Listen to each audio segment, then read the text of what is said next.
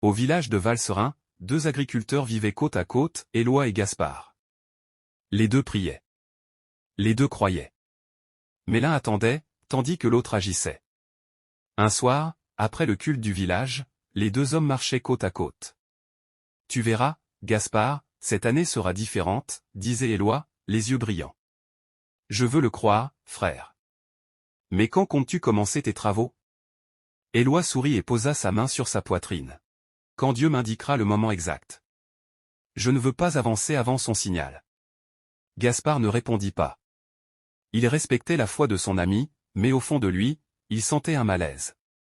En fait, Éloi passait ses soirées à noircir des carnets d'idées brillantes, des plans pour une irrigation révolutionnaire, des rotations de cultures écologiques, et des stratégies commerciales pour vendre leurs produits en ville. Il avait une foi vive et citait la Bible à l'envi. Sa philosophie était celle de l'attente passive, le Seigneur a promis de pourvoir à tous nos besoins. Je prie pour la pluie et pour la moisson. Mon travail est d'avoir la foi, et Dieu fera le reste. Pour Éloi, chaque jour qui passait sans qu'il ne commence son grand projet était justifié par une attente zélée d'un signe divin ou d'un miracle matériel. Il priait à la place de travailler. Gaspard, lui, avait une foi tout aussi profonde, mais il l'exprimait différemment. Les semailles arrivèrent. Le village se réveillait au son des moteurs, des charrues, de la terre qui se retourne. Gaspard se leva aux aurores, son vieux tracteur rugissant. Il avait pris le temps d'analyser son sol l'hiver, de choisir des semences adaptées et de réparer son matériel.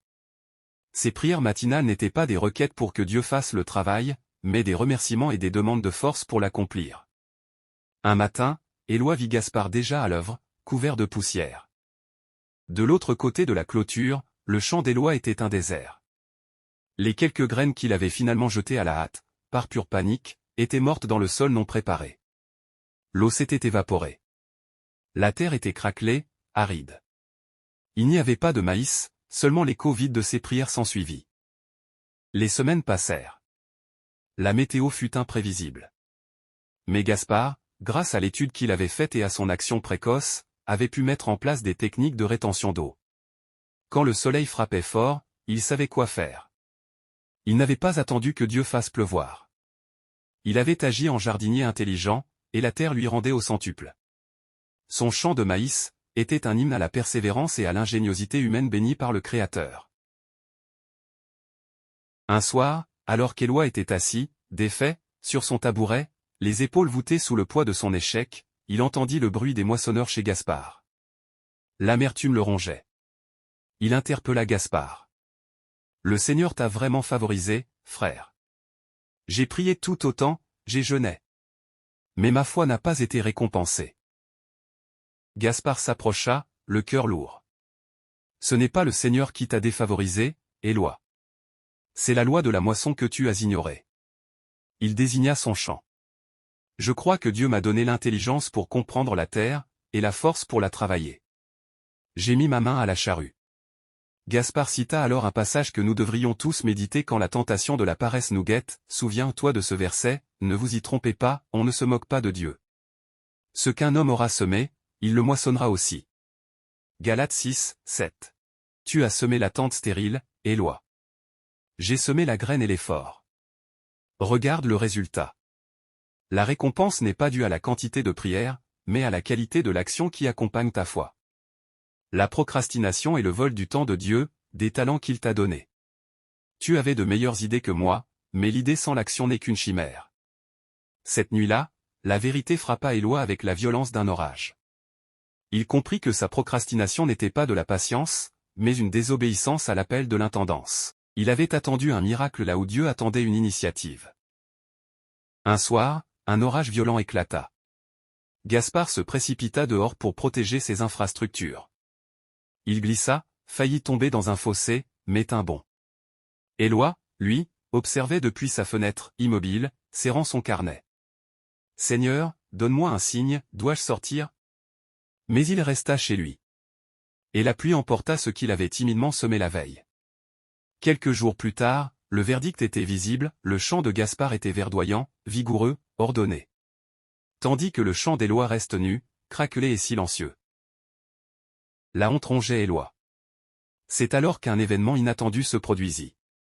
Des jeunes du village, admiratifs de Gaspard, vinrent l'aider à moissonner pour apprendre de lui. Les rires résonnaient.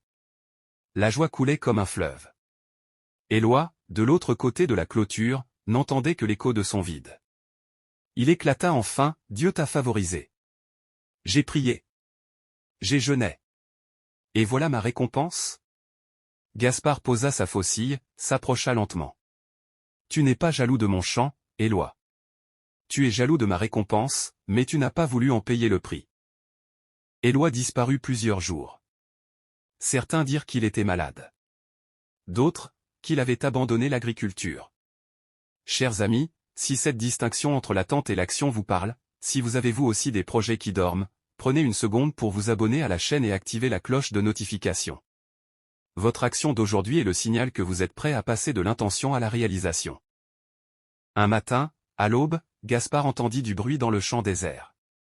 Il courut, et trouva Éloi, fatigué, couvert de terre, tenant une vieille bêche avec des mains tremblantes. « Gaspard, j'ai honte. »« Aide-moi, » dit Éloi, la voix brisée. « Je vois maintenant que j'ai confondu la foi avec la passivité.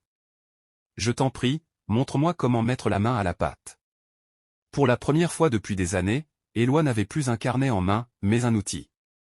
Gaspard éclata en sourires et en larmes.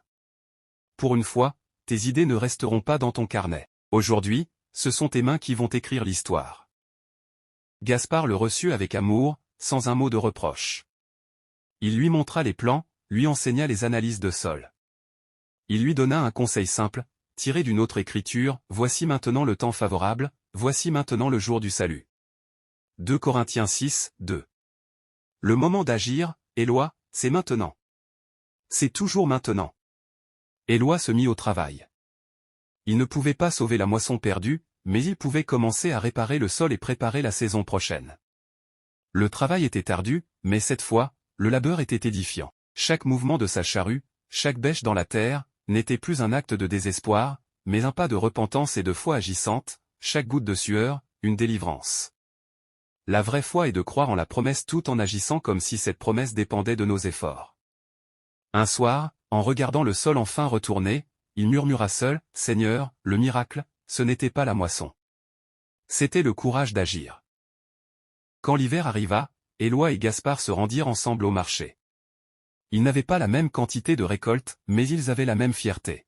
« Gaspard, tu crois que Dieu m'aime encore malgré tout ?» demanda Éloi. « Frère, Dieu t'aimait avant que tu agisses. Mais maintenant, tu lui fais honneur. » Les deux rirent, et pour la première fois, Éloi sentit non pas du regret, mais de l'espérance. C'est le moment de nous engager. Si cette vidéo vous a touché, si elle est le signe que vous attendiez, tapez « J'agis maintenant » dans les commentaires ci-dessous. Partagez avec nous la petite action que vous avez décidé de prendre aujourd'hui pour faire avancer votre grand projet. N'oubliez pas d'aimer cette vidéo et de la partager avec quelqu'un qui a besoin d'entendre ce message de l'action récompensée. Nous sommes ensemble dans cette démarche de croissance et de réalisation. Fais cette prière avec moi pour vaincre l'esprit de procrastination. Seigneur, nous te remercions pour la leçon de Valserin. Nous confessons que, comme Éloi, nous avons souvent confondu la foi avec la passivité. Nous avons rempli nos cœurs de grands rêves et nos carnets de plans magnifiques, mais nos mains sont restées inertes. Père, donne-nous la sagesse de Gaspard, celle de lier la prière à l'action concrète. Délivre-nous de la peur de l'échec qui nous pousse à nous cacher derrière la procrastination. Que ton esprit nous inspire non pas le rêve seul, mais le courage de faire le premier pas, de prendre la charrue et de ne pas regarder en arrière. Nous te prions de bénir l'œuvre de nos mains. Non pas les idées que nous avons eues, mais les actions que nous accomplirons. Aujourd'hui, nous nous engageons à honorer nos talents par le travail diligent. L'action est récompensée. Guide notre action, Seigneur. Amen au nom de Jésus. Agis maintenant avant que ce ne soit trop tard. À bientôt pour des histoires aussi motivantes. D'ici là, portez-vous bien.